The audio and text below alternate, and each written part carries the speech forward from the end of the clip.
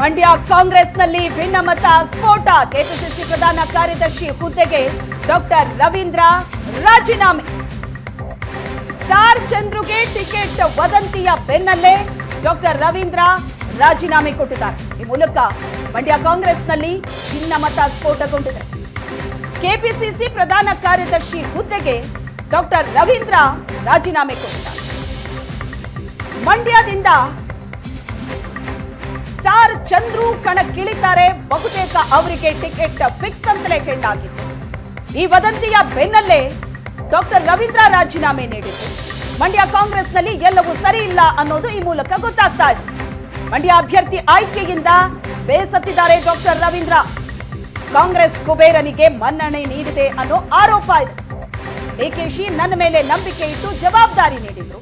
ಇದೀಗ ಕಾಂಗ್ರೆಸ್ನಲ್ಲಿ ವಾತಾವರಣ ಕಲುಷಿತ ಆಗಿದೆ. ಹೀಗಾಗಿ ಕೆಪಿಸಿಸಿ ಹುದ್ದೆಗೆ ರಾಜೀನಾಮೆ ನೀಡ್ತಾ ಇದ್ದೀನಿ ಅಂತ ಹೇಳಿದ್ದಾರೆ ಡಾಕ್ಟರ್ ರವೀಂದ್ರ.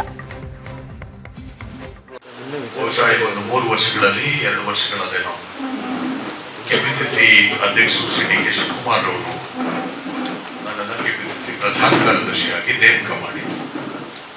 ಅವರು ಕೊಟ್ಟ ಎಲ್ಲ ಜವಾಬ್ದಾರಿಗಳನ್ನು ಬಹುಶಃ ಚುನಾವಣೆ ಮುಗಿಯುವವರೆಗೆ ಯಥಾವತ್ತಾಗಿ ಅವರ ನಿರೀಕ್ಷೆಗೂ ಮೀರಿ ನಾನು ಕೆಲಸ ಮಾಡಿದ್ದೀನಿ. ಅಷ್ಟು ಮಟ್ಟಿಗೆ ತೃಪ್ತಿ ಇದೆ. ಆದರೆ ಇವತ್ತಿಗೆ ನಾನು ಅದನ್ನು ನಿರ್ವಹಣೆ ಮಾಡುವಂತಹ ಮನಸ್ಥಿತಿನಲ್ಲೂ ಇಲ್ಲ.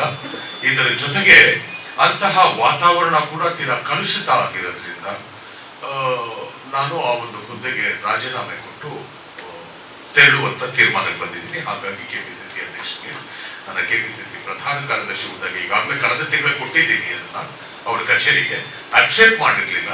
ಈಗ ಇನ್ನೊಂದು ಸಾರಿ ಅದು ಅಕ್ಸೆಪ್ಟ್ ಆಗ್ಲಿ ಅನ್ನೋ ಕಾರಣಕ್ಕೆ ಸಾರ್ವಜನಿಕವಾಗಿ ನಾನು ಹೇಳಿ ನನ್ನ ಅಧ್ಯಕ್ಷರಿಗೆ ಮುಜುಗರ ಮಾಡಬಾರ್ದು ಅನ್ನೋ ಕಾರಣಕ್ಕೆ ನಾನು ಹೇಳಕ್ ಬಂದಿರಲಿಲ್ಲ. ಕಳೆದ ತಿಂಗಳೇ ಕೊಟ್ಟಿದ್ದೀನಿ. ಆದ್ರೆ ಯಾವಾಗ ಅಕ್ಸೆಪ್ಟ್ ಆಗಿಲ್ಲ, ಈಗ ವಿಧಿ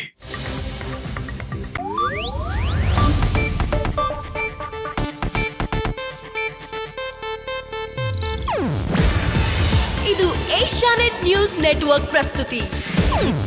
ನೀವು ನೋಡ್ತಿದ್ದೀರಾ ಏಷ್ಯಾನೆಟ್ ಸುವರ್ಣ ನ್ಯೂಸ್.